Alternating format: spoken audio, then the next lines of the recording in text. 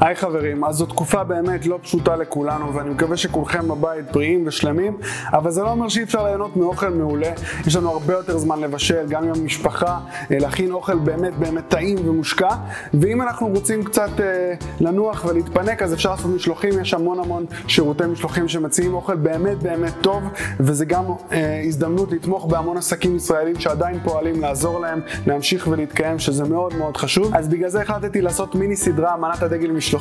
בכל פרק אני אזמין משלוח מומלץ שאני אוהב או שאתם המלצתם עליו, אני אנתח את המנה ואני אלמד אתכם איך להכין בבית את אותה המנה, או אפילו קצת עם שיפורים או שינויים שאני אוהב. אנחנו יוצאים לדרך, מנת הדגל משלוחים, יאללה, בואו נלך לטעום.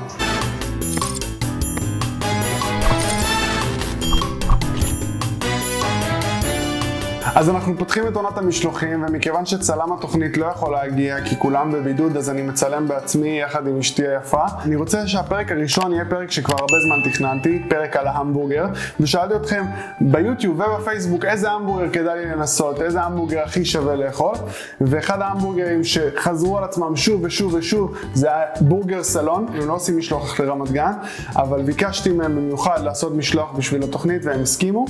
משהו שאני מאוד אוהב, הם שמו את הירקות בצד ואת ההמבורגר בצד. ומה זה פה? הצ'יפס שלנו. אז יש לנו כאן לחמניה צום, קודם כל רוטב, מיונז, גם חרדל לא רע, יאללה, גם חרדל קצת נשים, קטשופ, ועכשיו אנחנו נשים פה את ההמבורגר שלנו ואת המיצים. אני לא אוהב הרבה ירקות, אני אוהב להרגיש את הטעם של הבשר, אז אני אשים קצת מכל דבר. עוד קצת מיונז מלמעלה. המבורגר של בורגר סלון, תכף ניתן. אז בורגר סלון זה לא המבורגר פנסי, זה המבורגר טעים, בשר טרי ואיכותי, קציצה במידת עשייה נכונה, וגם הכלבים שלי פה רוצים כבר לטעום. בואו נחתוך. יפה, אז מידיום כמו שביקשתי, עדיין ורדרד מבפנים, מריח טוב, בוא נטעם. ממש טעים, המבורגר שומני, כמו שאני אוהב. המבורגר כדי שהוא יהיה טעים צריך להיות שומני. לחמניה רכה, מאוד פשוטה, הם גם צלו אותה מקודם. שום דבר מורכב, וזה טוב כי המבורגר לא צריך להיות מסובך יותר מדי, המבורגר צריך להיות פשוט וטעים. לא הזמנתי בכוונת תוספות, רציתי לבדוק את האיכות של הקציצה, ואני מרוצה מאוד, אחלה משלוח, מאוד טעים. כמו ילד טוב, סיימתי הכל מהצלחת. ועכשיו אנחנו הולכים למטבח שלי ללמוד איך להכין המבורגר ביתי מושלם, גם את הלחמניות אנחנו נאפה. יאללה. אז אנחנו במטבח והיום אנחנו הולכים ללמוד שני סודות להכנת המבורגר ביתי מושלם. והסוד הראשון הוא הלחמניה. הלחמניה שלנו שאנחנו נאפה בעצמנו, לחמניית שמן זית, מתאים גם לאנשים ששומרים כשרות. הסוד השני, תערובת הבשר, ולזה נגיע אחר כך. אז מה יש לנו כדי לאפות את הלחמניה? יש לנו מלח, סוכר לבן, ביצים, סום, שמרים יבשים, קמח לבן ושמן זית. אם אתם רוצים ואתם לא שומרים כשרות, אתם יכולים להחליף את השמן זית באותה כמות בחמאה, ויהיה לכם לחמניות חמאה מעולות. בקערה גדולה שמתי 418 גרם קמח, זה מאוד חשוב באפייה לדייק במידות, חשוב שיהיה לכם משקל, אחרת הדברים לא עובדים כמו שצריך. יש לי כאן 50 גרם סוכר, 30 גרם שמן זית, אנחנו שוברים ביצה אחת לתוך שמן הזית, ואנחנו טורפים, ויש לי כאן 3/4 כוס מים, אני מוסיף גם אותה. כמובן שהשמן ומים לא יחזיקו הרבה זמן ביחד, זה רק בשביל להפריד בין החומרים הרטובים לחומרים היבשים שלנו.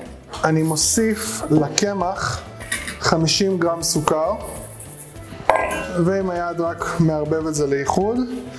כמו בפסטה, אני עושה כאן באמצע איזושהי גומחה, ואני מכניס את הנוזלים שלי למרכז.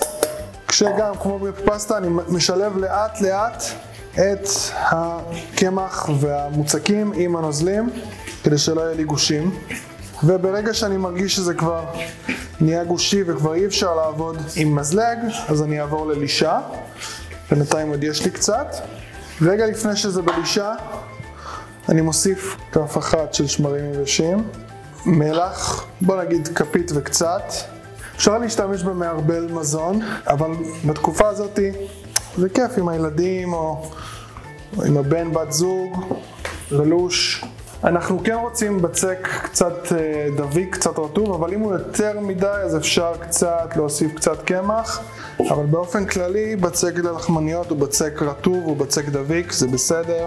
הבצק הסופי שלנו צריך להיות בצק מאוד מאוד רך, בצק עדין וקצת דביק. אתם רואים, זה הבצק הסופי, ככה הוא צריך להיראות. אנחנו נכדרר אותו קצת יפה בלי להדביק את הידיים יותר מדי. מניחים אותו פה. אנחנו נכסה את זה וניתן לזה לנוח בין שעה לשעתיים עד שהכדור מכפיל את הגודל שלו, ואז יהיה לנו בצק מוכן ונוכל להתחיל להכין את הלחמניות. אז אמרתי לכם, המבורגר זה דבר נורא פשוט, גם הלחמניות ראיתם ממש קל להכין, וגם הקציצה עצמה לא סיבוך. יש לי כאן קילו של בשר צוואר או כתף טחון, מה שתרצו, ואני מוסיף לזה את הסוד שלי, 600 גרם שפונדרה טחונה, שפונדרה אסד, איך שתקראו לזה, זה נתח עם המון שומן, וזה מה שמוסיף להמבורגר את הטעם הטוב שאנחנו כל כך אוהבים. אז שפונדרה, המבורגר זה דבר שמן, אין מה לעשות, כדי שהוא יהיה טעים הוא צריך להיות שמן. יש לנו 600 גרם שפונדרה טחונה, וכל מה שאנחנו רוצים לעשות עכשיו זה רק לאחד את שני הבשרים. נהיה לזה קצת מרקם של נקניק, אם לשים את הבשר יותר מדי. אנחנו רוצים רק לאחד. אנחנו לא מטבלים מבפנים, אנחנו מתייחסים להמבורגר שלנו כמו לסטייק. את המלח ואת הפלפל אנחנו נשים בחוץ, והסיבה היא שכשמכניסים מלח לתוך התערובת של ההמבורגר הוא מתייבש. הוא נהיה יבש ולא עסיסי, ואנחנו רוצים המבורגר עסיסי שכל הנוזלים יגירו ממנו ואנחנו נהיה מאוד מרוצים. אז יש לנו כאן את המסה של ההמבורגרים, ואנחנו מתחילים לעשות מהם עיגולים קטנים כאלה. אני לא רוצה לעשות קציצות עבות מדי, כי בבית קצת קשה לשלוט על מידת העשייה. ואנחנו פשוט מועכים, מסדרים לנו את הקציצה שתהיה יפה. אם במהלך הטיגון הקציצה תתפרק, שתדעו לכם שזה לא רק שזה לא סימן רע, זה סימן טוב. למה? כי זה אומר שלא לשתם המון את הבשר, ושההמבורגר שלכם יישאר עסיסי וטעים. ואני מעביר את ההמבורגרים שלי לקירור, מכוסים כמובן, במקרר, עד שהלחמניות שלנו יהיו מוכנות, ואז נטגן אותם. אז הבצק שלנו נח, הוא מוכן, הוא הכפיל את גודלו, נקמח את הידיים כדי שיהיה לנו נוח לעבוד, ואז אנחנו מפילים אותו, אנחנו מושכים אותו מהדפנות, זה יוריד לו מהגודל וזה בסדר. אנחנו נעביר אותו למשטח עבודה מקומח, ונתחיל לגלגל אותו. זה לא בשביל הצורה, זה פשוט שיהיה לנו יותר קל לחלק את הלחמניות שלנו. ואנחנו מחלקים את הבצק שלנו ל10 חלקים שווים. אם אחת קצת יותר גדולה אין בעיה לפנק אותה ולתת לה מהאחות הגדולה שלה. אנחנו נעשה כדורים של לחמניות, נכנס אותם בתוך עצמן, מה שאנחנו אוהבים לעשות, ונניח. הדבר היחידי שנשאר לנו לעשות זה רק קצת לשטח אותן, ממש טיפה. אנחנו משמנים תבנית עם נייר פרגמנט, ומניחים את הפיתות שלנו לתפיחה האחרונה של בערך שעה, ככה, מכוסה באזור מוצל במשך שעה, ויהיו לנו אחלה לחמניות. הדבר האחרון שאנחנו הולכים ללמוד להכין היום, שהוא מאוד מאוד פשוט, זה מיונז ביתי, הרבה יותר טוב מכל מיונז שאתם יכולים לקנות בסופרמרקט, והסיבה היא שאנחנו רוצים להשקיע בהמבורגר שלנו, ואנחנו הולכים לעשות את זה. אז למיונז ביתי כל מה שצריך, זה לא קשה, לא מורכב, כפית אחת של חרדל, ביצה שלמה, חלמון וחלבון. אני יודע, זה לא מסורתי, זה לא מה שבדרך כלל עושים, אבל זה גורם למיונז להיות יותר יציב ויותר קרמי, אז אני כן ממליץ לעשות את זה. ואנחנו משתמשים בבלנדר מוט, אנחנו נותנים כמה קטנים, רק לאחד. וכשיש לנו נוזל אחיד, מה שאנחנו עושים, אנחנו מתחילים לטפטף לאט לאט שמן זית לתוך המערבל. זה לפי העין, תלוי בכמה קרמי אתם רוצים, מוסיפים שמן. שלי כבר מאוד מאוד קרמי. לטיבול של המיונז אנחנו שמים מלח בנדיבות, זה מאוד שומני, ומיץ מרבע לימון, נערבב. יש לנו מיונז סופר קרמי, סופר עשיר. טוב, אז הלחמניות שלנו טפחו, הן מוכנות לאפייה, ככה הן נראות. בבקשה. אז אנחנו לקחנו חלבון של ביצה, הוספנו קצת מים וטרפנו. את הדבר הזה אני הולך למרוח על הלחמניות בעדינות. והסיבה היא כי זה ייתן להם את הצבע היפה הזה, הזהוב, וגם זה מה שידביק את הסומסום שלנו עליהם. נפזר ככה מלמעלה קצת סומסום. אם יש לכם, אני גם מאוד אוהב לשים קצח. זה גם יותר יפה בעיניי מרק סומסום. וזה נכנס לתנור לאפייה של בערך 15 דקות, אולי 18 דקות, עד שזה משכים ונהיה יפה ותפוח.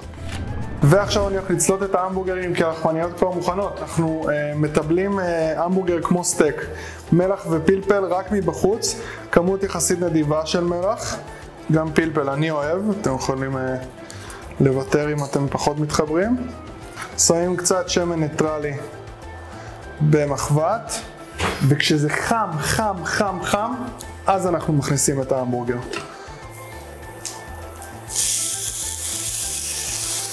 אתם שומעים את הרעש הזה? זה הרעש שאנחנו רוצים. אני רוצה לכוון למדיום, מדיום וויל, מה שאומר שזה 4-5 דקות מכל צד בחום גבוה. הקציצות מוכנות, אני מוציא אותם למנוחה לפני שאני אוכל אותם. אני רוצה שהם ינוחו 5 דקות, שהמיצים יספגו חזרה בבשר. אז זו הלחמניה היפה שלנו, ועכשיו בזמן שהבשר שלנו נח, אנחנו הולכים להכניס אותה לצלייה קלה בתוך השומן של הבשר. עשיתי בכוונה לחמניות יחסית דקות, כי אני אוהב להרגיש הרבה בשר, מעט לחם. הלחמניות האלה מעולות, הן קריספיות וסופר סופר רכות מבפנים. הן מתקתקות, לא מרגישים שמן זית, אבל מרגישים שזה לחם ככה עשיר ומפנק. אנחנו מניחים לטיגון קצר, ובינתיים אנחנו נתכונן להגשה. אז הלחמניה שלנו צלויה בשומן, אנחנו מוסיפים כפית של המיונז שהכנו מלמעלה, וכפית מלמטה, ואנחנו מניחים קציצה אחת מעל קצת מהירק שלנו. אמרתי לכם, אני לא אוהב הרבה. סוגרים. תראו איך אני מתרגש. ויש לנו את ההמבורגר הביתי המושלם. הגיע הזמן לטעימה, ההמבורגר הביתי המושלם שלנו. לחמניה שאנחנו אפינו, מיונז שאנחנו הכנו וקציצה שאנחנו צלינו. בוא ניתן.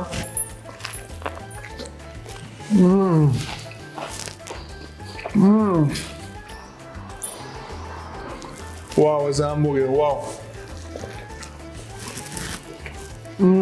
מלא בטעם של בשר, עשוי כמו שצריך. הלחמניה, הצגה. הייתי מאוד מאוד מאוד שמח לקבל את זה במסעדה. אז הגענו לסוף של הפרק, מנת הדגל משלוחים, פרק ראשון.